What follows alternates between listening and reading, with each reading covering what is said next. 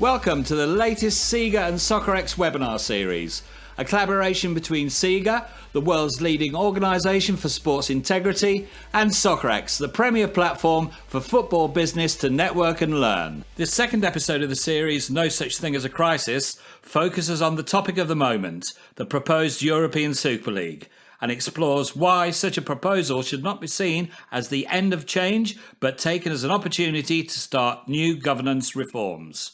Moderated by Miguel Delaney, chief football writer at The Independent, tune in to watch our guest speakers cut to the heart of the issues surrounding a topic that has generated more passion and interest for the game away from the pitch than any other. Today's panel includes Emmanuel Marcedo de Medeiros, Global CEO of SIGA and founder and former CEO of the European Leagues and World League Association. Sir David Richards, co-founder and former chairman, the Premier League, former SVP, the FA, co-founder and former chairman, European Leagues and World League Association, former chairman of the UEFA Professional Football Committee. The Right Honourable Richard Carbone, former Minister of Sport, United Kingdom. With special participation from Javier Tebas, President of La Liga, board member, European Leagues and member, UEFA Executive Committee. Miguel, over to you.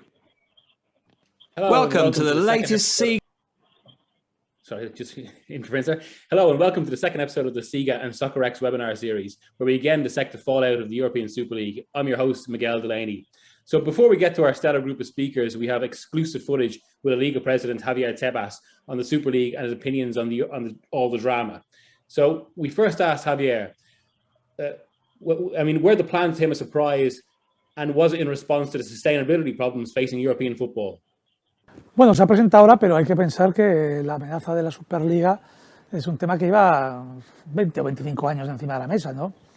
Mire, más recientemente, en el año 2019, había una reforma que quiso hacer la UEFA y la ECA de la competición de Champions, que era una especie de Superliga, que hacían dos categorías, pero prácticamente 20 clubes quedaban siempre en la categoría primera. Siempre es un tema que se ha planteado y bueno, ahora pues yo creo que han intentado buscar un momento como excusa de la crisis por el COVID para que creían que estratégicamente era el momento, ¿no? Pero no responde a una demanda real del fútbol, no responde a una solución real que necesita el fútbol actual, responde a una política más bien egoísta de los grandes clubes de Europa, ¿no?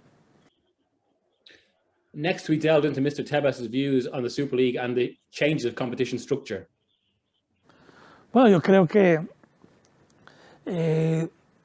la gente que estaba detrás de la Superliga, en el caso del presidente del Real Madrid, Florentino Pérez, o Glazer del Manchester United, no valoran, no están de lo que supone el fútbol doméstico, las competiciones nacionales, la meritocracia en el mundo del fútbol. No se puede cambiar una tradición, una historia de que ha nacido el fútbol así, de la meritocracia para conseguir los retos deportivos, ¿no? El sueño deportivo no es un tema que se pueda eliminar de la noche a la mañana en el fútbol europeo. Bueno, yo creo que es imposible, ¿no? Los retos como el Leicester, como el Atalanta ahora en Italia, ¿no? No se pueden borrar de que exista, que es parte de la vida del fútbol, ¿no? Y han minusvalorado mucho esa cuestión y todo lo que genera alrededor, ¿no? Se tendrían que preguntar por qué todas las grandes ligas ni en 24 horas estábamos en contra, por qué las grandes federaciones estaban en contra, por qué las organizaciones de ligas menores estaban en contra. Era evidente que porque era un proyecto totalmente muy peligroso para el fútbol mundial, ya no solo europeo, ¿no? We next asked, what's the impact of the European Super League on the whole football ecosystem? In particular, how would it have impacted Spanish football? Bueno, el impacto, primero, que se rompen los sueños de cualquier tipo de club de llegar al máximo de la cúspide, y luego también que a nivel del ecosistema del fútbol europeo económico se hubiese destrozado, ¿no? Porque la Superliga lo único que pretendía, todo aquel dinero que se generan de derechos audiovisuales en las ligas europeas, se trasvasase a los grandes clubes. Ese era el objetivo y lo que se podía haber producido. Si se llegase a producir hay que pensar, y nosotros tenemos hecho los cálculos en España, pero serán muy similares al resto de países de Europa, sobre todo los grandes países de Europa. Hay que pensar, nosotros hubiésemos bajado del 1,37% del PIB que somos en España, al 0,80% del PIB.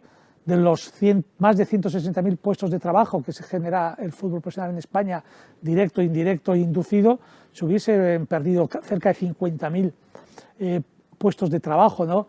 El valor propio de los clubes, de inversores que hemos tenido, al bajar de esta forma tan drástica los ingresos audiovisuales, bajaría el ticketing, bajarían los ingresos comerciales de patrocinios también, perderían mucho más de la mitad de su valor. Bueno, de triunfar hubiese sido una catástrofe para el entorno económico del fútbol europeo. Por eso, no era verdad que cuando decían no afecta a las ligas, nosotros o mentían o desconocen la industria del fútbol en Europa. Por lo tanto, me da lo mismo, los efectos es al final, es lo mismo, ¿no? Era un desastre para el fútbol europeo. The news came as a shock to everyone. So how did Mr. Tebas receive the news? Bueno, realmente solo con leer la nota del primer día te lo dice todo, ¿no? Ellos daban por creada la Superliga, daban creada por la competición, que empezarían lo antes posible y que instaban a UEFA y a FIFA a tener reuniones para ver cómo era el acomodo de la Superliga dentro de estas organizaciones, ¿no? Sobre todo con UEFA, ¿no? Que yo las diferenciaría. Con UEFA era la desaparición de la Champions, una competición excelente que tenemos que hay en Europa y que se dedica también a una labor de distribuir dinero por el resto de países de Europa, ¿no? Hubiese sido la destrucción de lo que es el sistema que nos hemos dado en el fútbol europeo, ¿no? So a key question is whether the European Super League would have damaged UEFA and FIFA competitions. Hombre, la de UEFA la veo muy clara y sabiendo claramente cuál es el riesgo que conlleva para el ecosistema del fútbol europeo. FIFA no. FIFA formalmente sí que constantemente dicen no estamos a favor, pero también en esos mensajes hablan de hay que oír las ideas, hablan de sentarse, de dialogar. Bueno, cuando te han intentado hacer un golpe de Estado hace 3 semanas es difícil que te sientes con dialogar quien te ha querido ver, entre comillas, muerto, ¿no? Yo creo que son bastante tibios en estos momentos donde se necesitarían bastante más firmeza, ¿no? Put rather simply now, is the Super League finished? Bueno, vamos a ver la evolución de los acontecimientos, ¿no? Yo creo que la Superliga como tal proyecto está muerto. Me preocupa mucho más esta postura tan tibia de FIFA, o ya no tibia, somos conocedores que Infantino y su equipo han tenido reuniones y tienen reuniones con los clubes de la Superliga, sobre todo con los 3 que han quedado, hablan con ellos y me preocupa muchísimo, ¿no? Y que hablen de cambios de calendario, hablen de... Todo se basa siempre en modificar las ligas nacionales, ¿no? ¿Por qué no dejan de haber tantas competiciones internacionales que ellos van creando constantemente y dejan de tocar las ligas domésticas, que somos el motor auténtico del fútbol mundial, ¿no?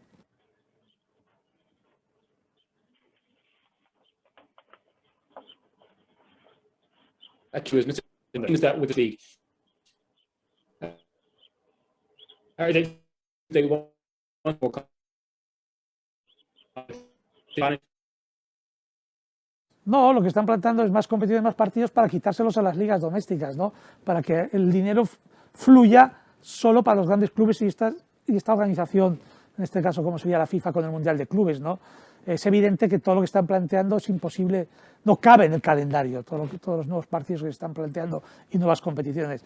Solo las pueden hacer si las ligas nacionales reducen, que es el discurso que ahora vienen diciendo y que estamos oyendo, y desde luego yo hablo por la Liga Española, no van a reducir la Liga Española a 20 clubes. Well, no doubt that these words from Javier Tebas, a man who has a long experience in European international football, are strong. And no doubt that they will cause an impact. I would dare to say that they are like a big rock falling on a lake. And we have with us also senior executives in world football and in global policy, who also have strong views about what's happening in the European arena, the causes, the symptoms, the consequences, what's even behind the scenes of this breakaway league. Certainly not the first time that we are confronted with threats of this magnitude, but never so visible, never so confrontational, never so in the open air. And I think that was a big change. The results and the consequences that we have seen 48 hours after, I think were eloquent. They have shown where the fans lie, what was the position of the global community and the whole football system, but there are many lessons to be extracted, and there are also many issues to be dealt with, because what the European football and the European sport and the world sport is experiencing cannot be just confined to competition formats, distribution models, and access lists. But Miguel, maybe I took the floor without being my turn, but being also from the Iberian Peninsula and having hot blood like Javier Tebas, I could not resist commenting what yes, he just said. Sorry about that. A slight technical issue. Maybe not quite the disruption that the European Super League would have caused.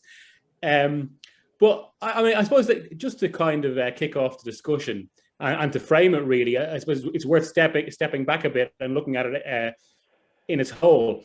What does the panel think the consequences of the launch and the very quick demise of the European Super League would have been? So maybe we'll start with Sir David. First of all, I don't think it's gone away, because going back to 2005 in my day, and Richard Caban was instrumental because we had to take it to Europe. I think you've got to look at what's really involved in this. The clubs are after more money, but it's about competitions, isn't it? And I don't think we really got to the bottom of how the Super League would work, because it was all thrown up and, oh, it's a brand new Super League. How many games are they going to play? Where they're going to play? None of that came out. So I think you've got to look into it in great detail. But for England, it's caused major problems, because we've got a government that are very proactive within the game.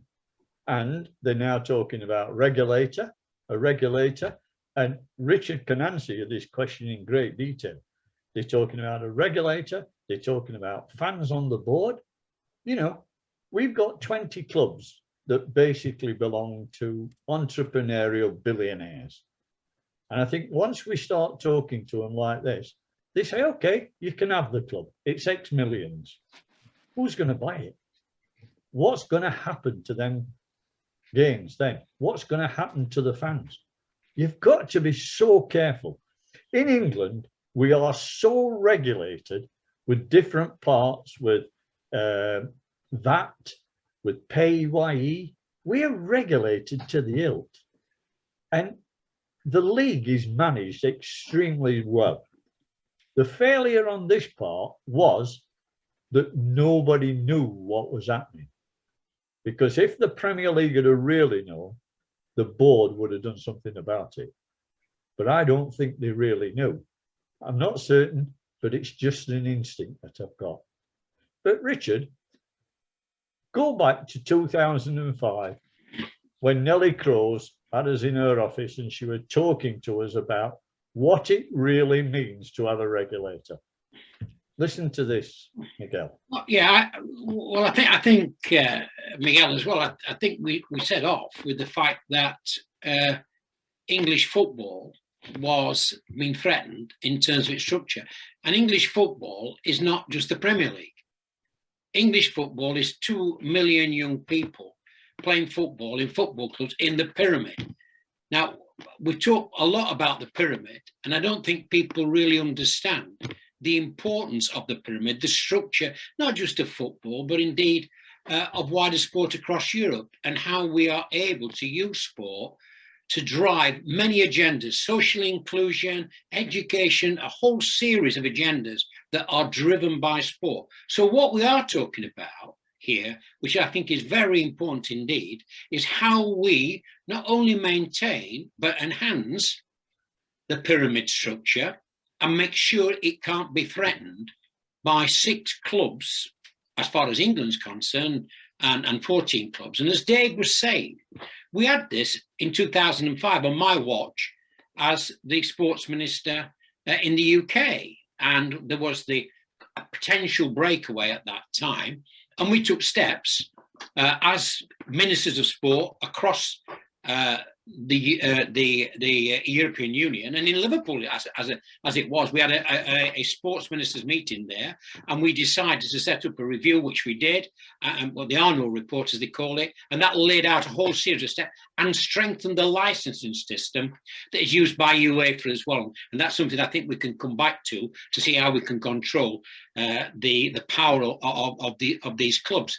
But it was that concern back in 2005 that started us to actually look at the structure of football at the European level, and also obviously at domestic level as well. And that is why, as Dave was saying, we've got an incredibly successful league in the Premier League. We've got very successful in terms of our football structure, and I think it stands probably second to none to any across Europe. And we're not going to have that destroyed by greed on the one hand, and then the consequence of that greed breaking up the system. And at the heart of that, at the very heart of that, is the ability to be able to generate such huge amounts of money through television rights, which are totally and utterly unregulated.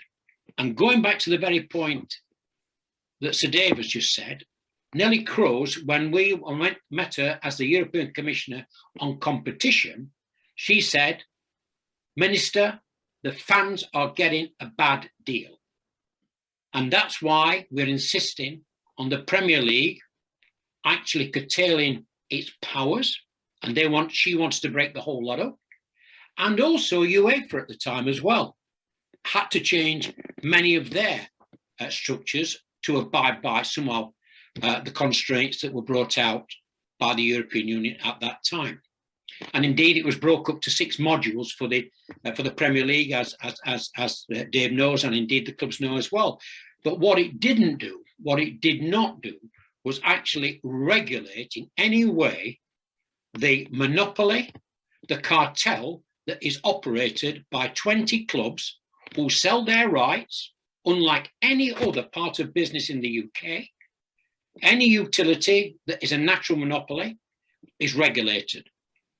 And the Premier League, in selling the rights of 20 clubs television, both domestically and internationally, is totally and utterly unregulated. And that is why the power of the Premier League through the owners is actually so potent, because of that ability to do that. And that, I think, is an area now that's going to be looked at very, very seriously, of how that power is actually contained by legislation and a regulator, or is going to be that by change of governance and internal regulation of the footballing authorities in England, i.e. the FA. And that, I think, is the problem that we're facing. And whilst I understand the fans, who go there week in and week out on them terraces, they want more power, but also they want answers to the question of the one that's been raised, is this going to happen again? And I think we've got to make sure it doesn't happen again. From the way you're both talking as well, it feels like England is a bit of a touchstone and a reflection of bigger issues across European football, and right at the top of UEFA. I mean, you probably have a wider perspective of that, Emmanuel. What do you think of what you've said? Well, I think, first of all, we need to be crystal clear. There were important things said from the breakaway clubs to justify their actions. There were important reactions. Harsh words, heavy words were used to qualify this initiative by the UEFA president. We have just listened to Javier Tebas expressing also his dissatisfaction with what he called a greedy, propelled initiative, and others, including myself, have already used the same words. But we need to extract consequences. And I think we need to see this point by point. The president of Real Madrid, an esteemed gentleman who leads an historical club, said that they were forced to do this, and I quote, to save football, because football was facing massive financial losses and clubs needed more money. I ask Senor Florentino Perez, how did clubs like Real Madrid got here? Was it because of the global pandemic? was the global pandemic and the consequent drop of revenues that pushed them to the financial abyss. Is the global pandemic the reason why Real Madrid showed at the end of 2020 a gap of 1 billion euros? Was anyone holding a gun to the chairmen, the owners, and the executives of the clubs who overspend year after year, despite the red lights, despite the alarms, despite the warnings, inflating the transfer market, inflating transfer fees, creating an artificial bubble? And we all said that one day that bubble would burst and there would be crisis. So no one can clean their hands on the wall. Everyone has responsibility. Those who run the club, excuse me, I will get to the government, Richard. I will get to the government because the governments are not exempted from responsibility. Why didn't I will get there. I will get there. Why didn't we have financial fair play? Do you want to just let Emmanuel finish, and then we'll come to you? No, but I'm just asking because I think it's important to the listeners to say. I will leave no rock unturned, Richard, because this is the moment of truth, and it's time that we have this conversation all face to face. Well, I'd like to answer. There has been navel gazing attitude. There has been denial. There has been pressure from the fans year after year, and we can discuss culturally what it means. I can speak on behalf of my own country, and the pressure that has been exerted over those who run the clubs year after year, and the reason behind the financial collapse of clubs in my country and many others.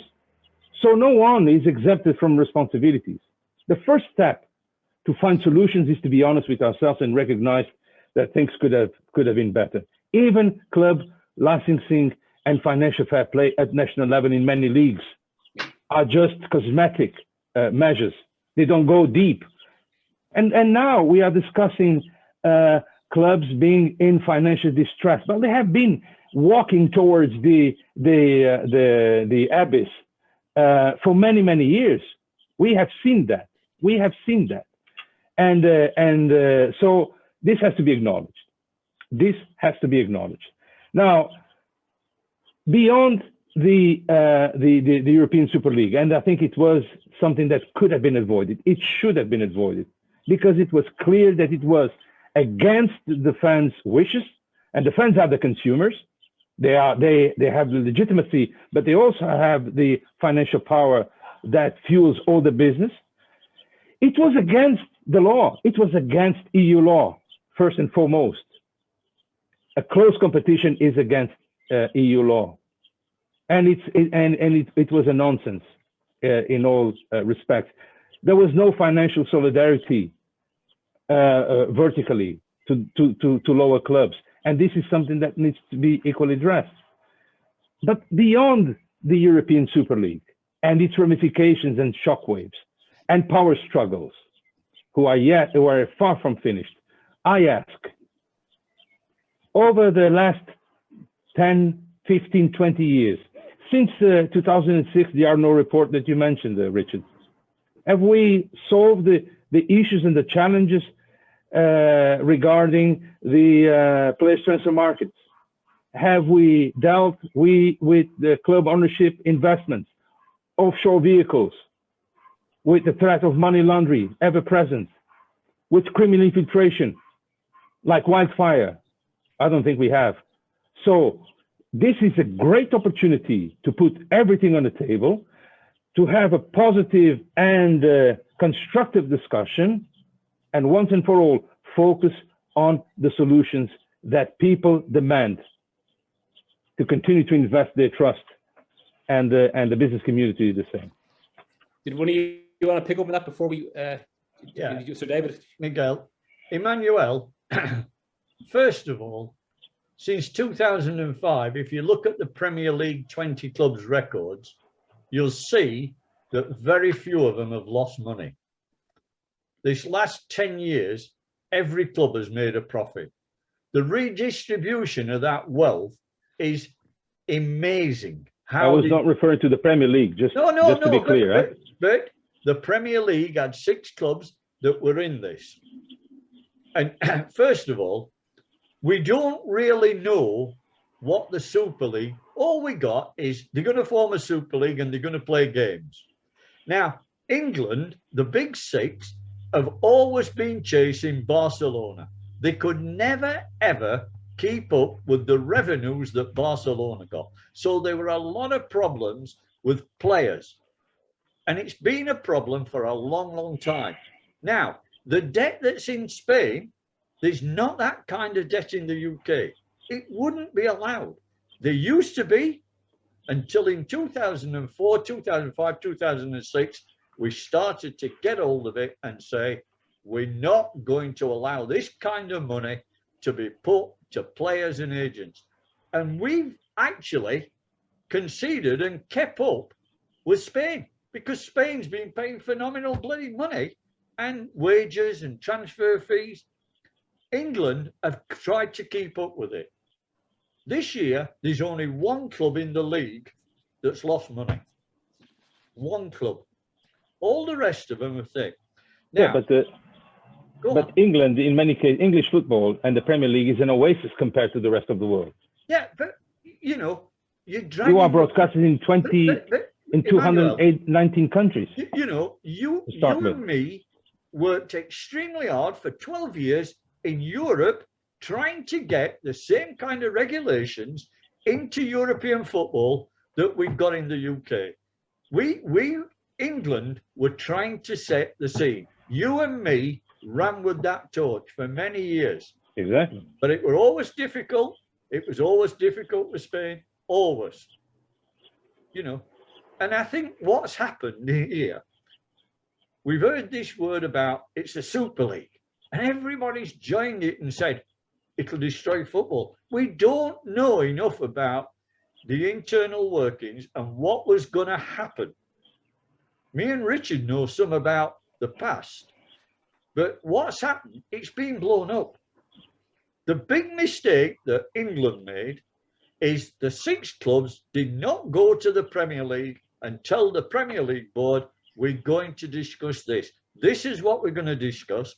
This is how we're going to go into it. This is what's going to happen to the money. All we knew is a new league was going to be formed with 20 clubs, 6 from England, and each club were going to get £3 million from. But Dave, but the other thing, Dave, was absolutely crucial to this. And if clubs want to break away and want to play outside, as it were, the regulation of football, world football. They didn't say that, Richard. No, hang on. Wait a minute. What they did say, there is no promotion or regulation.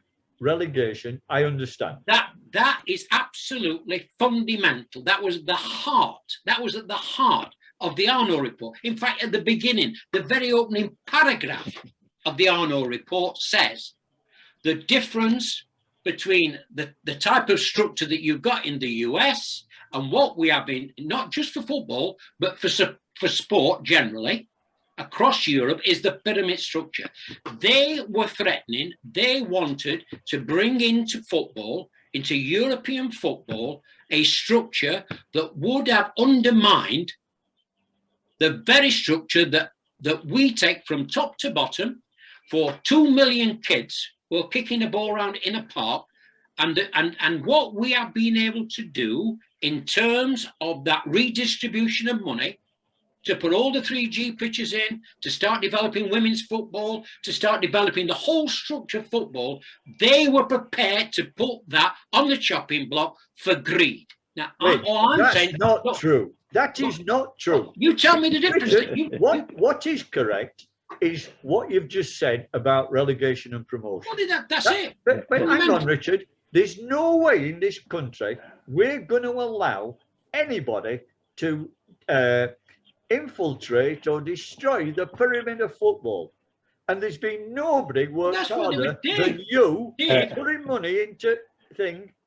At times, you bled me dry. You made sure that the pyramid of football were looked after, and we did, Rich. And nobody I have will no ever problem break with that up. Answer the central question, Dave. How do you control 14 clubs, the biggest in Europe, who are walking away and are saying, this is what they said, the one thing factually we do know about the European Super League, that it was going to be a closed system, I agree no with regulation. And that goes to the very heart of the structure of sport and football in particular in Europe. The Arno report, read the Arno report, that set off and it said, you read. Richard loves the Arno report and No, But the Lord Emmanuel, Burns report. They did make a mistake in saying there were no Dave, a relegation or mistake? promotion. It's a major mistake, and they made it. But Richard, it would why never, didn't never have altered the structure, the pyramid of English football. Well, No I way. just one step further, Dave, because the reason they were able, those 6 clubs were able to make that type of statement that they could run the closed system is because they had been privileged in our country to run a cartel that had raised huge amounts of money, television money. A lot of that's not even fans' money is important, but the television money that they actually generated, both international and national, put them into a position where they were going to abuse that, absolutely abuse it, and actually break down the football because we'd allowed them unregulated to run a cartel. I don't think I would like to intervene here because I don't think that, although I'm not an English national, I don't think that is the word. I don't think that the way the Premier League operates can be labeled as a non-regulated cartel.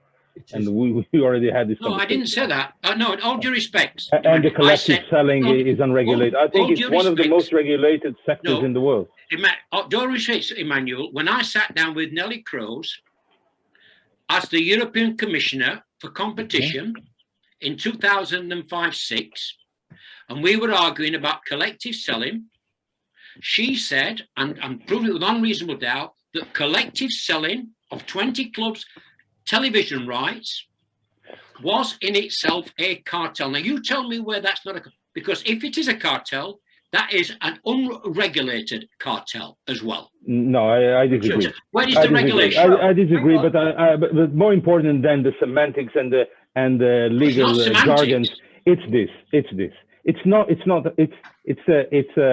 It could be theoretically a restrictive practice of competition, but it is within the boundaries and within the Treaty of the European Union because it is central. The commercialization is centralized, yes, but it has financial solidarity. The revenues are distributed in an equitable, proportionate, and adequate manner by all clubs, all those 20 clubs, plus there is also vertical solidarity to non-Premier League clubs.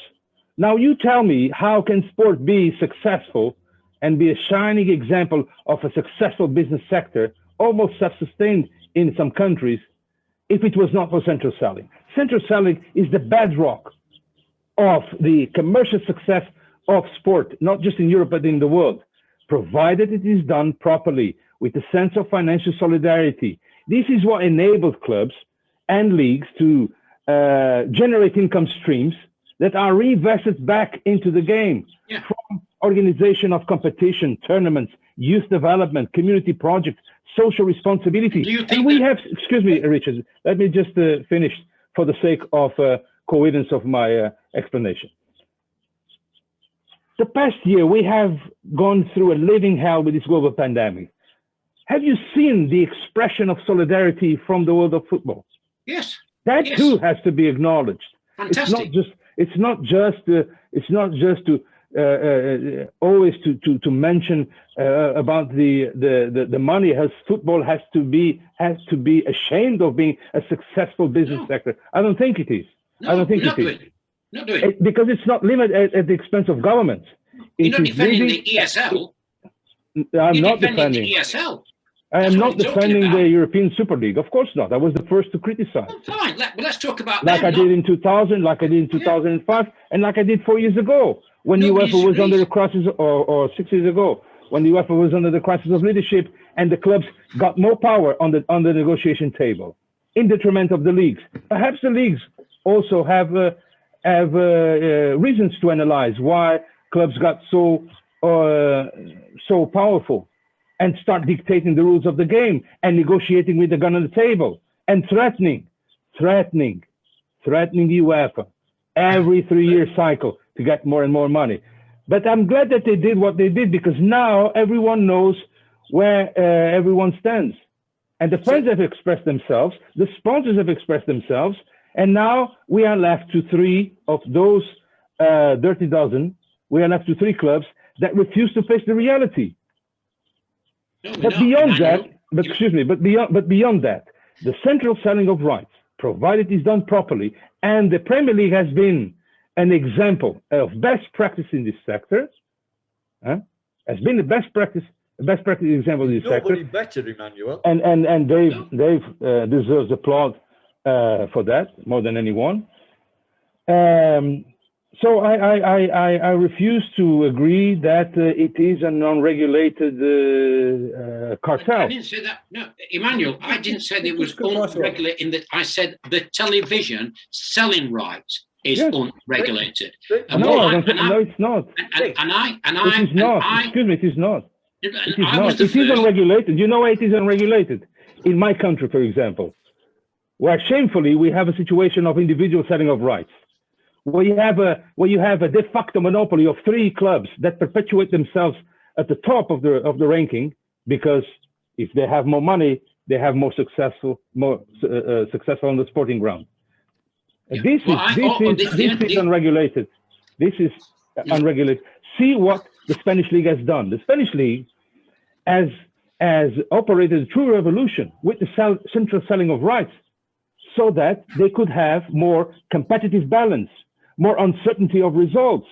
And instead of having 2 giant clubs that rotate amongst themselves who lifts the trophy at the end of the season, they could have more. And we can analyze everything. We can even analyze the 50+1 model and whether this is the silver bullet.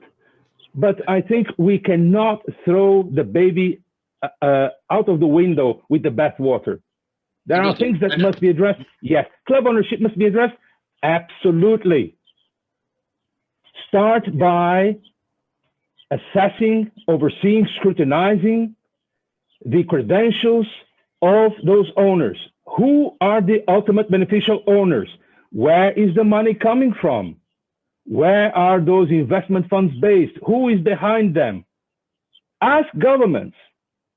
Well, why they're not walking the talk. Excuse me, Richard. Ask Nellie Cross if she will allow, in her report, if she will recommend to the British government that the British Virgin Islands and other offshores and other tax havens continue to operate.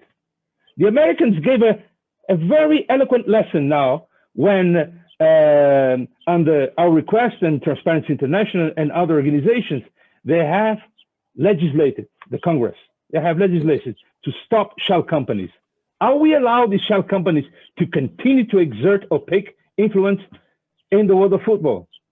I don't think we should. And someone has to have the courage to say that.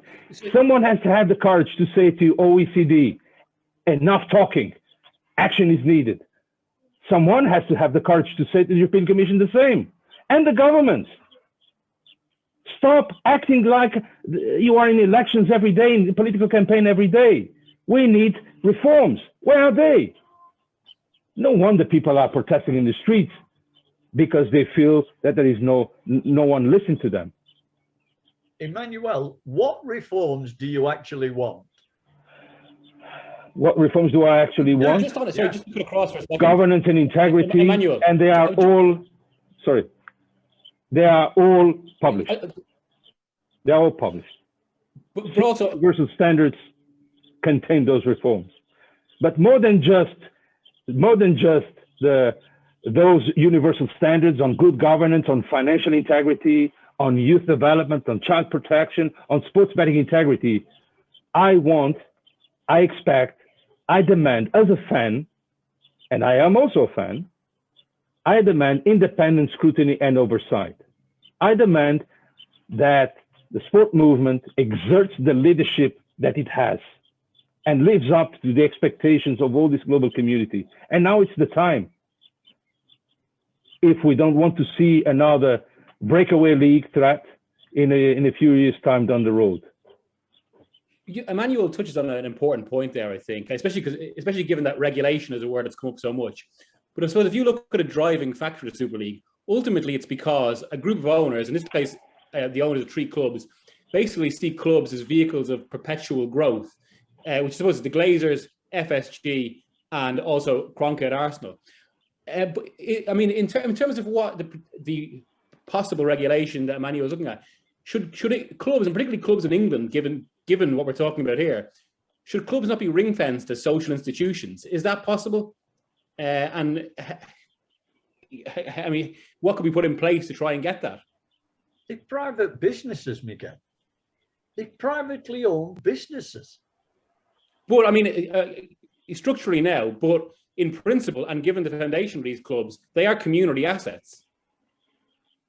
They're social institutions. Why do you say that? Why do you say they're a community asset when you find out that the Central League, the Premier League, takes that money and redistributes it all over the place? And the man sat there, Richard Caban, was a great ambassador for the redistribution of wealth. Now, we formed a company called the Football Foundation. And in our time, mine and Richard's, we put hundreds of millions into the pyramid. All came from the clubs, the FA. I honestly sometimes wonder, we've got private clubs, and Nelly Crowe hit it on the head when Richard said to me, Dave, the difference is, I said, Rich, they like Marks and Spencer's, these companies. They're privately owned companies. And Nelly Crowe said to him, but it's different because people pay to come in the clubs and they don't pay to go in Marks and Spencer's. And she really stood us back on her heels. And we worked through that, and it took a long time to get her to allow us to do the things. And from then, we started to regulate and discipline and run the clubs like they should be run. Now, because these people have come along and wanted a Super League, I don't think the Glazers had an awful lot to do. I don't think Stan Kroenke had an awful lot to do. I think they went to a couple of meetings and listened to what people said. It wasn't instigated by the Premier League. Tell me who instigated. There are a lot of reports that it was specifically driven by Manchester United and Liverpool, and specifically the owners. I don't believe that. I don't believe that, because the owners are not sufficiently involved in the clubs because they've got chairman and chief executives. Now, you might say that Ed Woodward had a lot of meetings, but you can't blame the Glazers for that. I mean, you know, they're the investors. They're the people that put the money in. I mean, Kroenke. But in the case of the Glazers, the Manchester United fans would point out there's been very little money put in, and the issue has really been money. That's not, Miguel, that's not true. Have a look at the balance sheets and everything. All right, they took a huge investment and they did it a way that they thought were fit. But Manchester United is a wonderful club. It's got wonderful supporters. And I don't think the answer is driving the owners out. Okay, you might want more discussion between fan bases and that, but all the clubs in England have these fan seminars where fans come and they sit with the chairman and he answers the questions to them. But a key issue, just to take the example of Manchester United, a key issue has been the complete lack of communication between the ownership and hierarchy and the club. In fact, it was only in response to the protest of last week, the Glazers basically made I think it was only their second public comment in 16 years. I mean, are we really getting, I suppose a key question here, do you actually think the Glazers have been good owners for Manchester United? I don't think they've done bad with what they've done. But the club Manchester United, since they owned it, has always been in the top 3 or 4. Now, what do the fans want? They want to be in that. The fans, you know, they have a real responsibility and a real input into clubs, you know. But at the end of the day, the fans want to see a winning side. And you can't say Manchester United hasn't tried to reinvest and buy players and pay top salaries to compete in Europe. I think you've also you've got to start and look why the Super League were talked about again. I think one of the questions you need to ask yourself is, how much were they trying to drain out of UEFA? What was happening behind the scenes with UEFA? What's happening behind the scenes with FIFA? You've got a World Cup, you've got a club championship, which they're talking about, a club cup, you've got UEFA with the Champions League. You know, they've got it embroidered, making it bigger. You need to look at the overall setup of football to understand what's really happening in this business. Yeah, but I think also, Dave, that I mean, the central question I think we've got to ask is: are we going to allow whatever we say about the Premier League? And when I started this discussion off, I said that I believe that English football is in as good a state as it's been in for many, many years. And I'm talking about the whole pyramid there, because of the number of young people that's playing on 3G pitches, women's football, girls' football now integrated. The structure of football is a good. Could it improve? Obviously it can. We could do a lot more to improve it. And we could also improve the governance of the game as well. And I this is where I disagree with Emmanuel. What I said is that the redistribution within the game has allowed that to happen. There's no doubt that the Premier League's been highly successful. But what you've now got is 6 owners that have come in, and you can put whatever reason you want on it, Dave, and if we might know or not know. The one thing I do know is that they threatened the very structure of English football, that pyramid. That's what they did. And if they'd have took that big chunk of money away, that big chunk of income from television rights, as they were going to do, and they look what they can't take it away, Richard. Well, listen. Well, okay. You might not think so. I know so, Richard. That's not because my view. I was there when we wrote all these rules.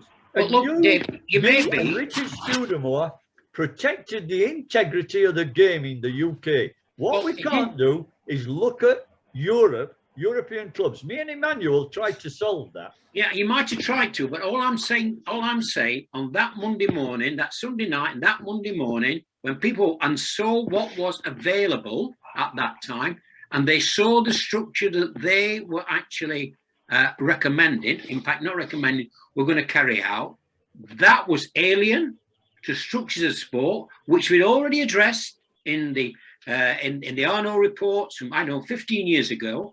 And we said that was a real danger. We addressed it in the Burns report on the restructuring of the FA to make sure that we had a governance that looked after the pyramid structure. Now, that was threatened. It was threatened because we in England had allowed 6 clubs to get into a powerful position that they were, to be able to be the heart of that European League. Now, I think that that's an issue, an English issue, because of the structure and the ownership that we have in England. It's not same in Spain, it's not same in Germany, it's not same in France, but allowed 6 of our clubs to become the heart and the driver of that ESL.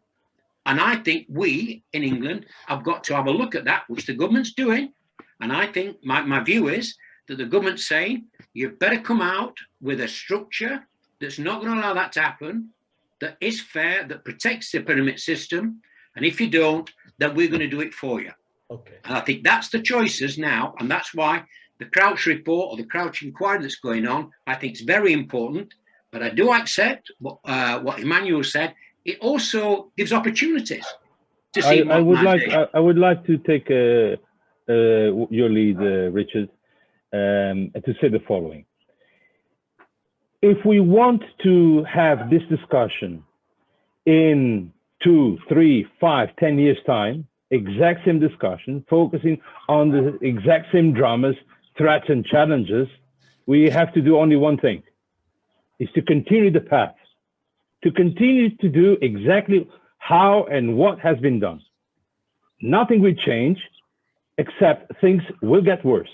Challenges will get bigger, more sophisticated, more complex. Governance that is already poor in many cases will get poorer, and losses will be accumulating. We need to understand this. We face global problems, global challenges. And global challenges call for global solutions and global approaches. It's not just England. It's not just Europe. It's the world, and the world of sport and the wider industry. For this, I would like to ask the production to put a slide that will explain this in 2 seconds. What we SIGA stand for, and what is our mission, our vision, and the proposals that we bring to the table, and the priorities. 4 core areas, interlinked, from governance to financial integrity, sports betting integrity, youth development, and child protection. Addressed in a collective, holistic fashion, with a standard, with a set of universal standards that are robust, fit for purpose. I dare to say they are the silver bullet. They address each and every problem, each and every issue, each and every concern that we have expressed in this discussion and in many others that I have watched and heard and read. These universal standards represent a unique opportunity for the world of sport to voluntarily take the leadership and once and for all reform itself. More than that, it represents an opportunity to justify and regain the trust from the fans, the global business community, from the governments. The independent rating system that we have exerted is public, transparent, and it is, with the partnership that we have with the British Standard Institution, impartial, independent, and objective. They show that organizations can be fit for purpose. And for those who invest their money and their trust and their passion on clubs, on leagues, on federations, on international organizations, who are accountable to their shareholders, they want to be certain that when they put their money, their reputation, they put on fit for purpose organizations. That independent rating system is therefore the silver bullet. And I want to encourage and invite with open arms all sports organizations, including FIFA, UEFA, the leagues, the clubs, to use them. You don't need to continue to chase the silver bullet or reinvent the wheel. They already exist. Make use of them. And let's move from intentions into actions and achievements. Why is it so difficult? Why can this not be done? That's what I ask, and that's what I expect. Yeah, Emmanuel, you need to look at Europe more than you look at the UK, because the UK regulations are pretty good.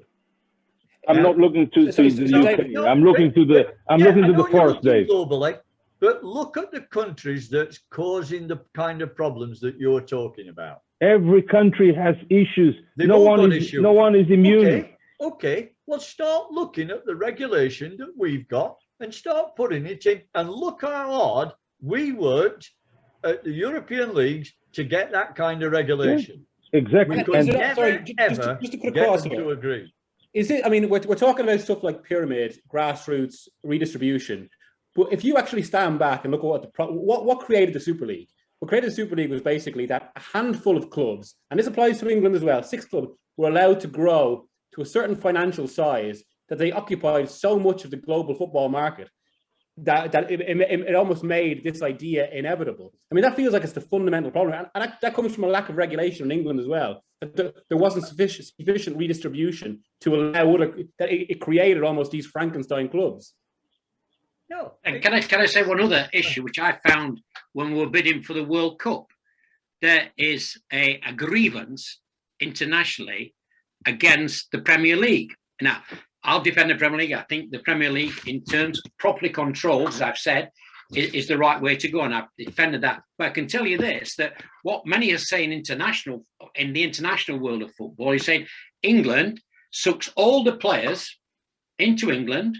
We put them into a teams, probably some of the best in the world, and I think we've seen that in Europe now at the moment. They then sell them back to those countries, and particularly in areas of Africa and Brazil and around the world.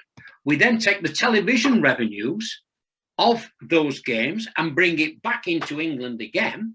And so what we do is we're taking the best of the players from the world out of those countries, bringing them and playing them in England. We then package them, sell them back in television rights, and take the television money out. Now, okay, there could well be an argument for some redistribution there, and that's the role of the marketplace. But I tell you what, in the world of football out there, it's rather antagonistic from their point of view of what England is doing in terms of the Premier League. Richard, I could put another slant on that. You say we take all the best players around the world.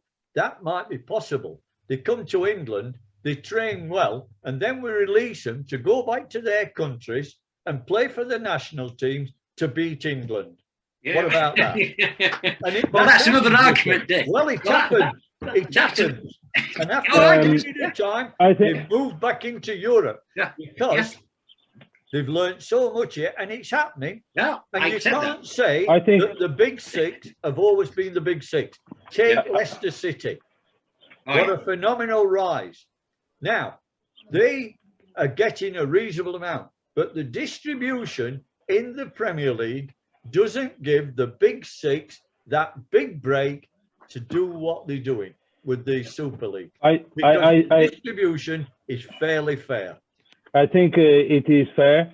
And I would like to say something else. I would like to say the following. This European Super League would be the death of football as we know it. A football that rewards sporting merit, a football that gives a chance to the little ones to, through sporting merit, go up the ladder and lift a trophy. It would kill the European sports model and its values. And more importantly, it would kill the integrity of the game as we know it. You know, because it's pure greed. And this is very important. You know why? Because we are all suffering the damages, the unspeakable damages that this global pandemic has caused. And I'm not just talking about human lives.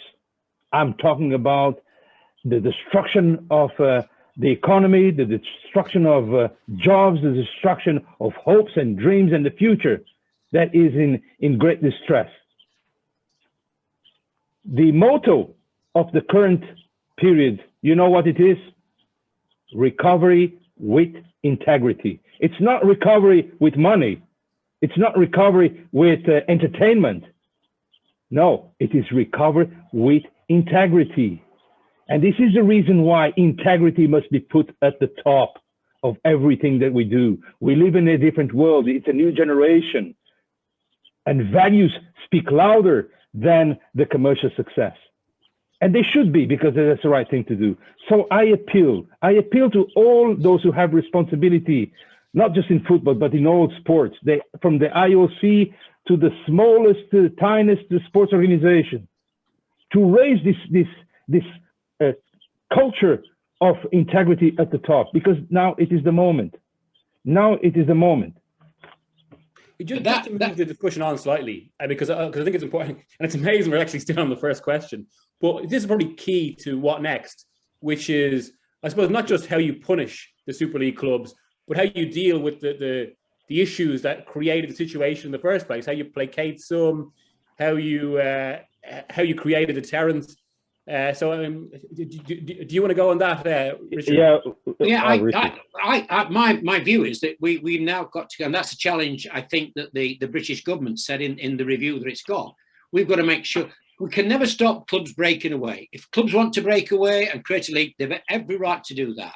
You know, in the freedom of the marketplace, they want to do that. What they can't do that is with the sanction of football. And so therefore, we've got to say very clearly in the football family and in the pyramid that we believe is the right way to develop our game and neat sports generally as well, is we've got to make sure that that is secure and will not be undermined by clubs like the Six walking away from us. And if they did, then they'll walk away, but they don't do damage. So it is that I think that's important, that we need to look at enhancing that pyramid and also making it secure that this type of Trojan horse that could be brought in is not allowed to operate within it. And I think that's a whole series. The 8 points that have now been laid down for the Working Party will be addressing pretty well all those issues that you're talking about that would allow that to happen, to undermine the football. So if they want to break away, fine, they can break away. But they don't break away with the ability to actually undermine and destroy the very system of football we have in our country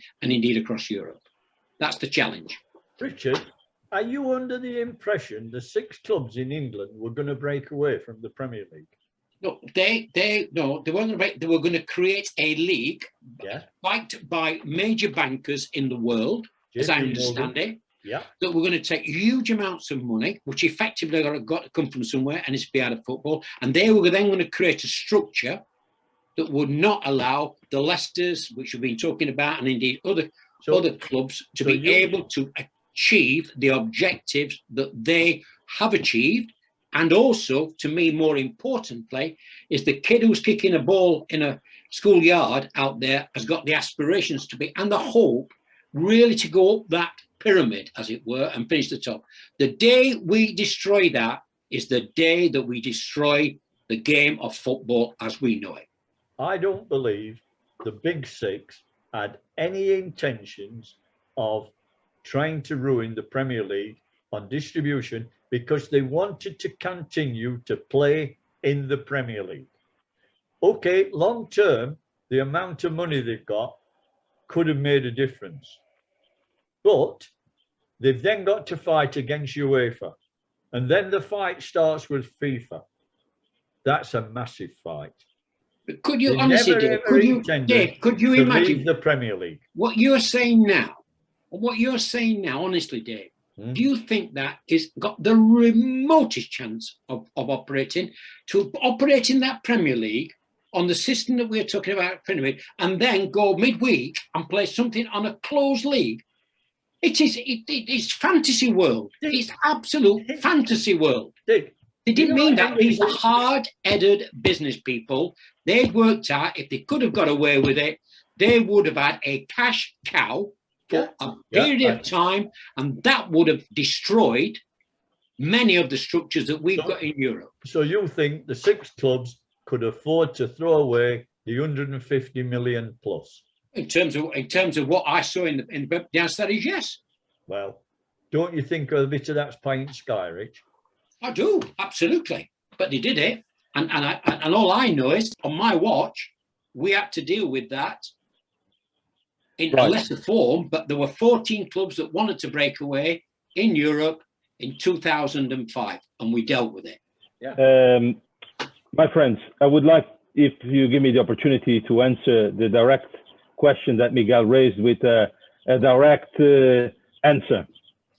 You asked Miguel what we would do moving forward.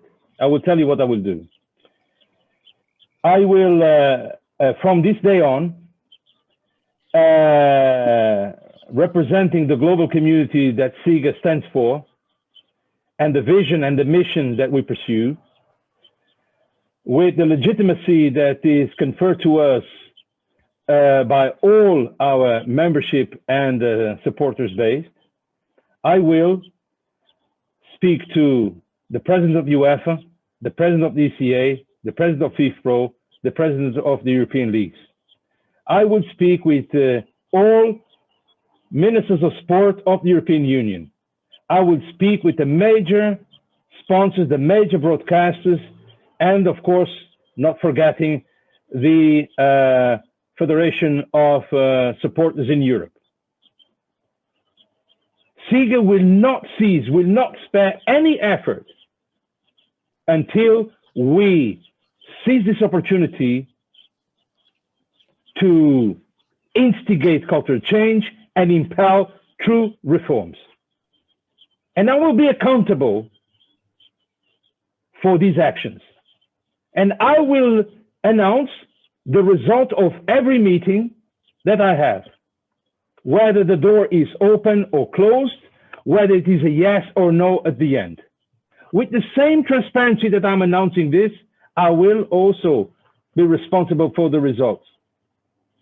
If the global sporting community means business, if the global leaders of our time in sport and in government believe that it's time to move from sound bites into actions and results, we shall know, because the time for truth has arrived, And I think I speak on behalf of those who protest in the streets, those who buy their tickets, those who invest their money, those expectations, their passion in sport, those who bring their kids on weekends to the football grounds, those who carry their team shirts, those who work in a sector that wants and wanted to be treated and regarded with dignity, those who want football to be seen and regarded for what happens on the pitch and not off the pitch.